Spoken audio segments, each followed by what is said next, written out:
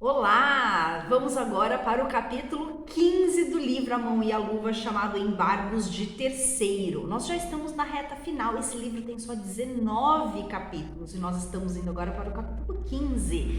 Então vem comigo, eu sou a professora Isa Novas, criadora desse canalzinho aqui do YouTube e também do Instagram, @IsaNovasRodrigues. Então vamos começar a leitura.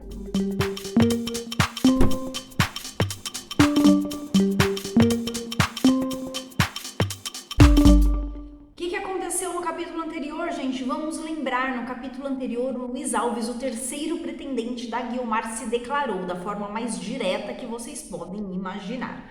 Vamos ver o que vai acontecer agora no capítulo 15. Durante 3 dias, deixou Luiz Alves de ir à casa da baronesa, estando, aliás, a morrer por isso.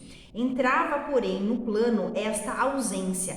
Era das instruções que ele mesmo dera ao seu coração, não havia remédio senão observá-las. No 4º dia, recebeu um bilhete da baronesa que o cumprimentava pela eleição.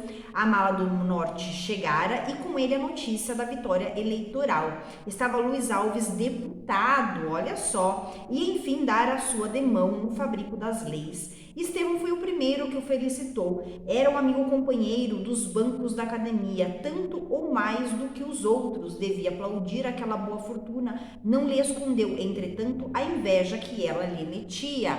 Então, o Luiz Alves agora era deputado, né? Acabou vencendo as eleições e ele foi parabenizado pelo Estevão, pelo melhor amigo, né? O Estevão tinha o Luiz Alves como melhor amigo, só que os dois estavam apaixonados pela mesma mulher, olha só. E ele também recebeu parabéns da própria baronesa.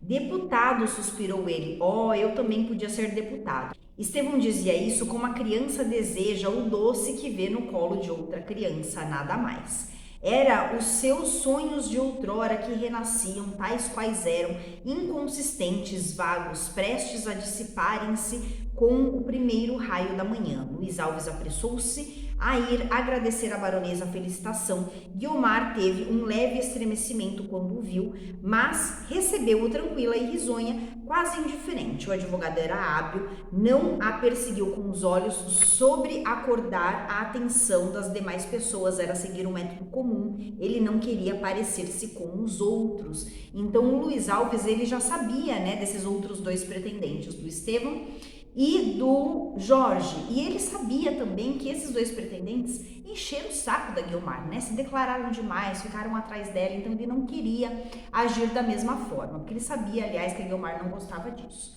Guiomar, entretanto, observava-o a espaços de revés, como a querer surpreendê-lo a pouco e pouco. Porém, o seu olhar foi sendo mais direto e firme. O de Luiz Alves era natural e igual como antes era, como era ainda agora com todos.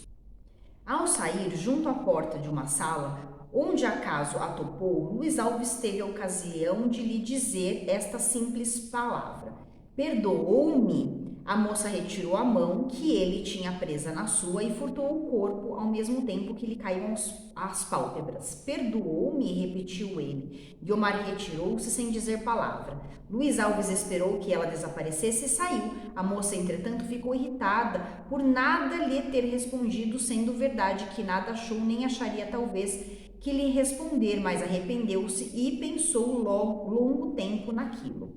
Quer dizer que o amava, quer dizer que estava prestes a isso. A raiada branqueava o céu, tingiria depois o cimo dos montes, entornar-se-ia, enfim, pela encosta abaixo, até aparecer o sol contemporâneo de Adão e do último homem que há de vir. Dali a dias, entrando Luiz Alves em casa da baronesa, teve a boa fortuna de encontrar a moça sozinha na sala do trabalho, donde a baronesa se ausentara 5 minutos antes. Senhora Oswald achava-se fora.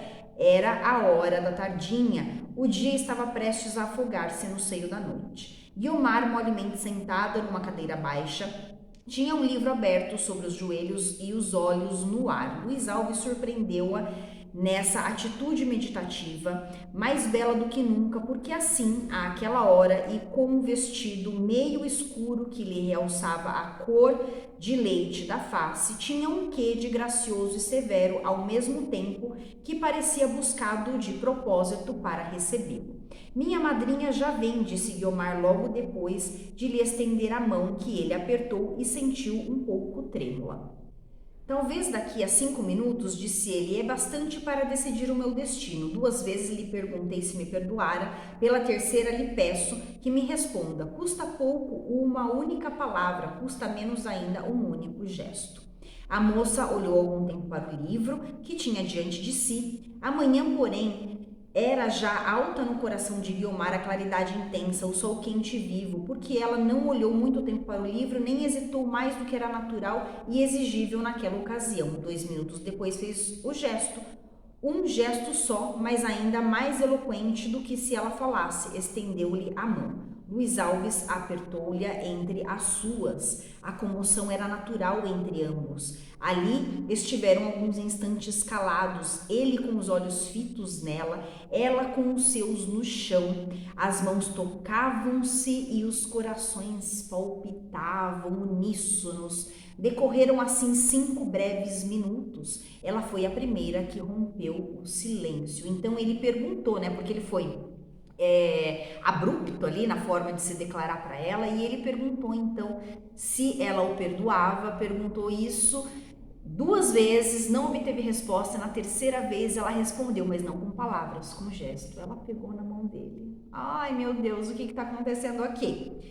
Um gesto, um só gesto, e é o meu destino que lhe entrego com ele, disse Guiomar, olhando em cheio para o moço. Ainda não, se os nossos destinos se ligarem, estou convencido de que o meu amor, pelo menos, terá a virtude de a tornar feliz, mas nada está feito ainda, e se eu fui breve e apressado na confissão, não o desejo ser na consagração que lhe peço. Luiz Alves calara-se, a moça olhava para ele como buscando entendê-lo. Sim, continuou ele, melhor é que não ceda a um instante de entusiasmo.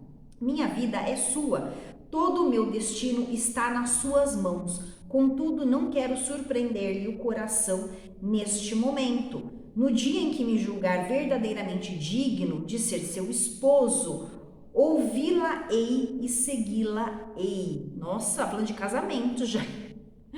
A resposta da moça foi apertar-lhe as mãos, sorrir e embeber os seus olhos no dele. O passo da baronesa interrompeu esta contemplação. Guiomar amava deveras. Ai, ai. Mas até que ponto era involuntário aquele sentimento? Era-o até o ponto de lhe não desbotar a nossa heroína a castidade do coração, de lhe não diminuirmos a força das suas faculdades afetivas. Até aí só, daí por diante, entrara a fria eleição do espírito. Eu não a quero dar como uma alma que a paixão desatina e cega, nem fazê-la morrer de um amor silencioso e tímido. Nada disso era, nem faria. Sua natureza exigia e amava essas flores do coração, mas não havia esperar que as fosse colher em sítios agrestes e nus, nem nos ramos do arbusto modesto plantado em frente da janela rústica. Ela queria as belas e viçosas, mas em vaso de sévres, posto sobre móvel raro entre 2 janelas urbanas, flanqueado o dito vaso e as ditas flores pelas cortinas de caxemira que deviam arrastar as pontas na alcatifa do chão. Podia dar-lhe Luiz Alves este gênero de amor? Podia, ela sentiu que podia. As 2 ambições tinham se adivinhado desde que a intimidade as reuniu.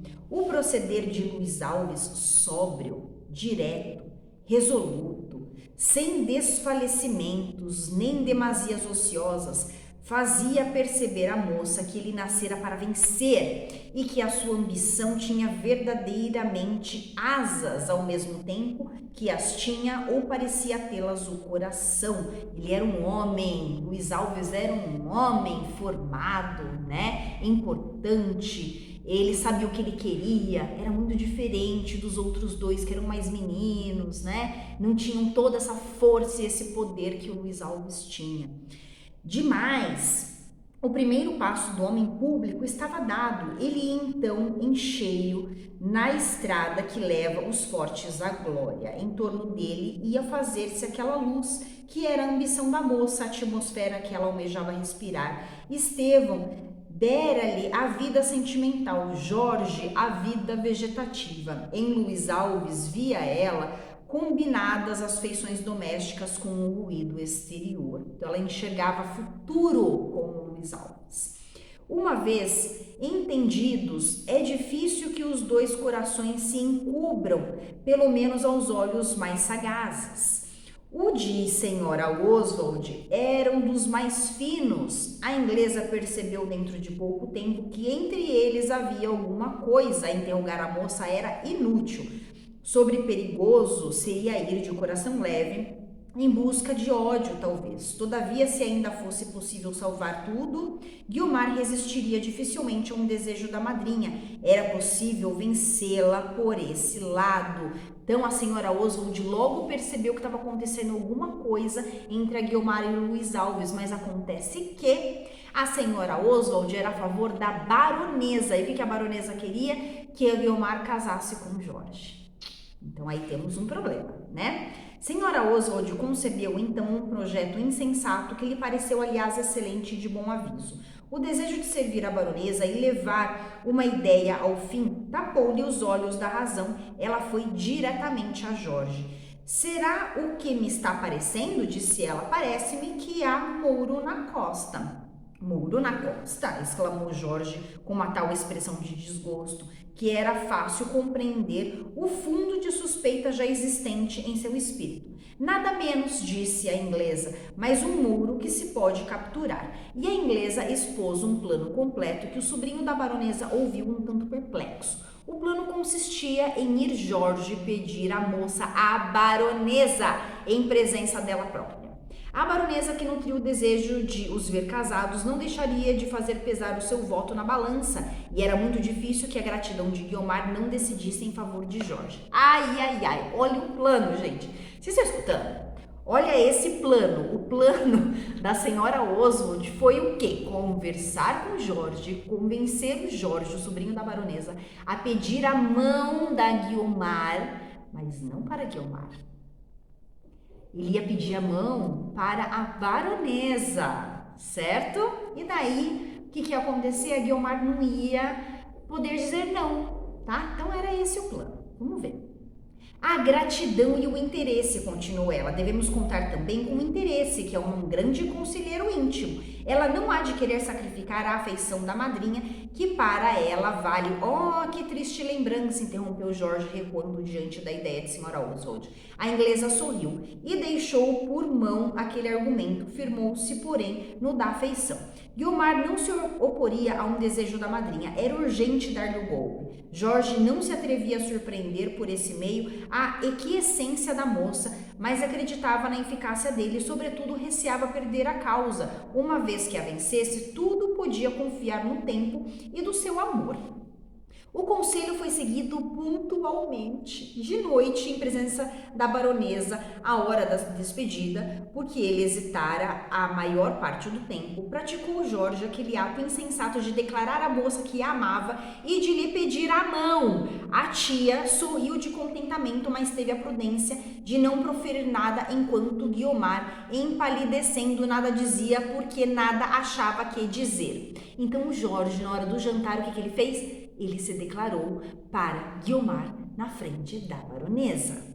Ele fez, tá? Ele acabou executando o plano da senhora Oswald. O silêncio durou cerca de 3 ou 4 minutos, um silêncio acanhado e vexado, em que nenhum deles se atrevia a reatar a conversação. A baronesa, pela sua parte, imaginava que os dois estavam, enfim, entendidos e que a declaração era autorizada pela moça. Não era, né? Não era autorizada pela moça. O enleio de Guiomar não era dos que pudessem dar cabimento a esta suposição, mas a boa senhora via com os olhos dos seus bons desejos. Pela minha parte, declarou enfim a baronesa, não me oponho. Estimaria muito que acabassem por aí. Mas é negócio do coração, devo esperar a resposta de Guiomar. E voltando-se para a afilhada, pensa e resolve, minha filha, disse ela, e se fores feliz, sê-lo-ei ainda mais do que tu. 2 vezes pairou a negativa nos lábios da moça, mas a língua não se atrevia a repetir a palavra do coração. No fim de alguns instantes, refletirei, respondeu ela, beijando a mão da madrinha, e continuou, voltando-se para Jorge. Boa noite, até amanhã. Ai, ai. Ai, ai, gente, olha só o que aconteceu neste capítulo. O Jorge acabou aceitando ali, né, a ideia da senhora Oswald e se declarou para a Guiomar na frente da baronesa, pediu a mão, tá, da Guiomar na frente da baronesa. O que a baronesa fez? Olha, isso é uma coisa que a Guiomar precisa decidir, eu vou aguardar a resposta dela. Pensa, minha filha, eu faria muito gosto, tá? Então, nisso, a Guiomar, ela se sente pressionada. E outra coisa, gente, tamanha é a gratidão que a Guiomar tem, né, porque a Guiomar, ela está sendo criada pela baronesa, tem a baronesa como uma mãe, a baronesa tem a Guiomar como uma filha, então toda essa gratidão que a Guiomar tem impede a Guiomar de simplesmente dizer um não, tá? Então ela disse aqui no final do capítulo que sim, ela vai refletir sobre esse acontecimento. Ai, vamos aguardar, vocês estão ansiosos? Eu estou super ansiosa, eu quero que vocês comentem aqui o que vocês estão achando e deixem o like para essa história que tá muito boa, hein? Vocês estão gostando, né? Beijos, até o próximo vídeo.